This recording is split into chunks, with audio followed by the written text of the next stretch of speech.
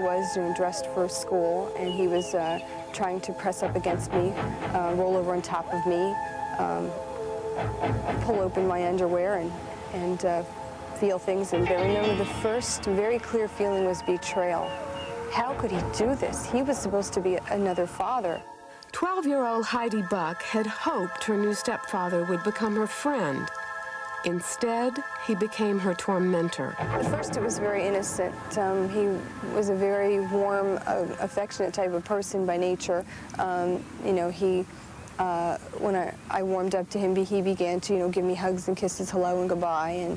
And I loved to have my back scratched and things like that when I was a kid, and he found this out and volunteered to do it. I felt that it was just him being a second dad and wanting, to be close to me because he loved my mother.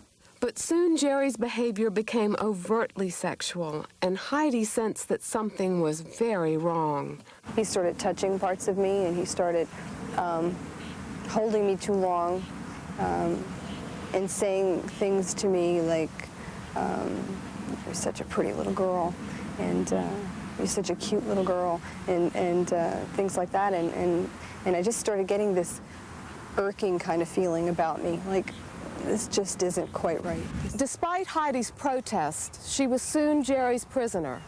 She was left alone with him for long periods of time while her mother worked, and she was forced to do whatever his sexual appetite demanded. And the shame over the things she was forced to do was matched by a fear that somehow she was to blame, and that brought her silence. I remember feeling very ashamed and very dirty. I remember going over and over scenes in my mind, trying to remember, did I do anything to invite this? But after one terrifying episode, Heidi broke down and told her mother about the abuse. Jerry quickly denied it, saying Heidi had just misinterpreted his fatherly affection. And I thought to myself, he's got her brainwashed. I have no hope now. I have no recourse. I have no ability to get out of this. Here I am, I'm stuck. I just want to die. With her childhood innocence shattered and all hope of escape gone, Heidi did try to commit suicide. I went into the bathroom and I took a bottle of diuretics, and I almost took the whole thing. I looked in the mirror and I began to cry and just dropped the pills, and I said, you are so stupid and worthless, you can't even kill yourself.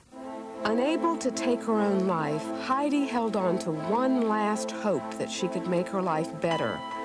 Now in her mid-teens, with a driver's license, she could escape from her stepfather's clutches more often.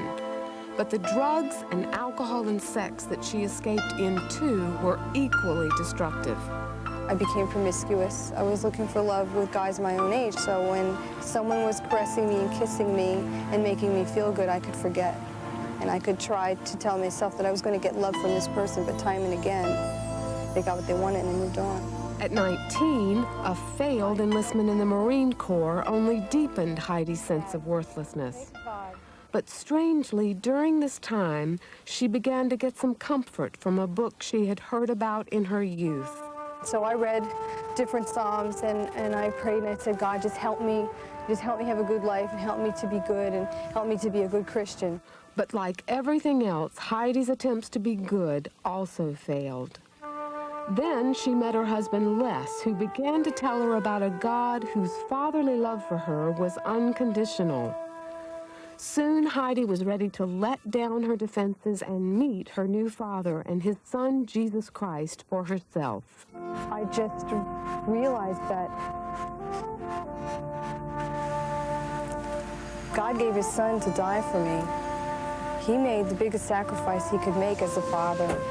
And if he did that for me, then he must be the one and only greatest father I could ever have. It's taken time to heal from the abuse she suffered, but when Heidi recently attended a CBN conference, she found herself one step closer to being free. It was the most beautiful thing to have all these people pray for you. I remember feeling uplifted and set free from that, the bitterness that was eating away at me. And Heidi wants other hurting people to know that they can be free too. Don't let Satan tell you anymore that Jesus doesn't love you, and don't let him tell you that Jesus can't heal you. If you give your life to the Lord, he will come in. He will make you like new. He will just recreate you. He will love you till you've never felt so loved before. He can take the pain away. Let him take the pain away.